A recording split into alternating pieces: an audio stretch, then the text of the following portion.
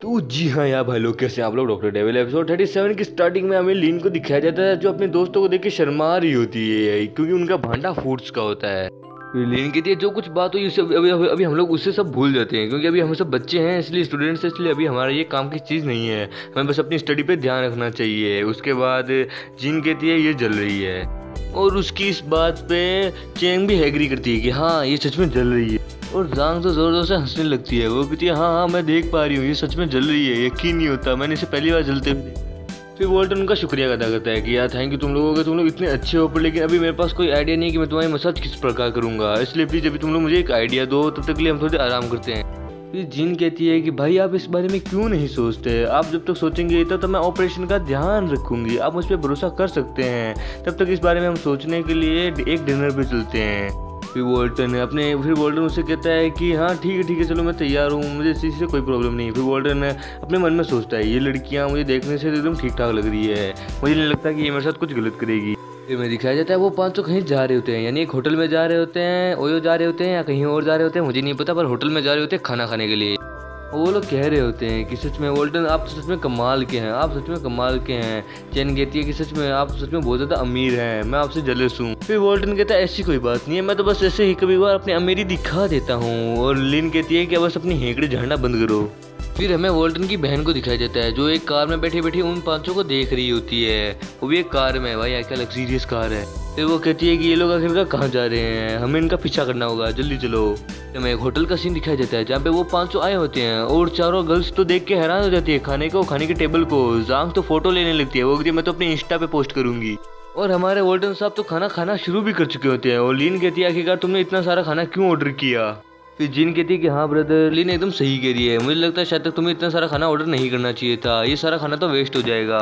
वॉल्टन कहता है कि तुम लोग इस चीज़ की टेंशन मत लो, तुम लोग बस खाने पे ध्यान रखो, बिल की टेंशन तुम मत रखो। फिर वो लोग अपने मन में सोचते हैं कि यार यकीन नहीं होता वॉल्टन तो बहुत ज़्यादा अमीर है, इस खाने का बिल तो लगभग हज़ारों में होगा, क्या वॉल्टन सच में चुका पाएगा। फिर तभी वॉल्टन लीन से पूछता है लीन वैसे तुम्हारे ग्रैंडपा कैसे हैं, इस वक्त वो क्या कर रहे हैं। फिर लीन कहती है कि वो अभी बहुत ज़्यादा अच्छे हैं, पर लेकिन मैं नहीं चाहती कि वो मछलियाँ पकड़ने के लिए समुद्र किनारे जाएं, वो तो ठीक ढंग से फिशिंग का नेट भी नहीं पकड़ पाते क्योंकि वो बहुत ज़्यादा बूढ़े हो गए, इसलिए मुझे उनकी चिंता लगी रहती है।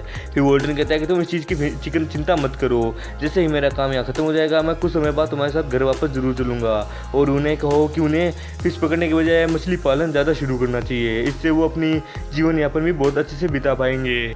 वॉल्टन कहता है कि तुम्हें अपने भाई की इतनी ज़्यादा परवाह नहीं करनी चाहिए, तुम मुझे अंडर एस्टिमेट कर रही हो। फिर जीन कहती है हे ब्रदर, हमारे बारे में क्या, हमारे बारे में भी थोड़ा सोच लो, तुम्हें हमारे बारे में भी थोड़ा सोचना होगा, हमारा भाग्य भी अभी खुला ही है। फिर वॉल्टन कहता है कि हाँ मैं समझ सकता हूँ, मालिश बहुत ज़्यादा आवश्यकता पूर्व होती है और ये दवा के बिना बिल्कुल भी काम नहीं करती, और मालिश का असर तभी होता है जब उसे एकदम सटीक बिंदु पे लगाया जाए, उसे सटीक बिंदु पे किया जाए, इसलिए मालिश की आवश्यकता पड़ती है।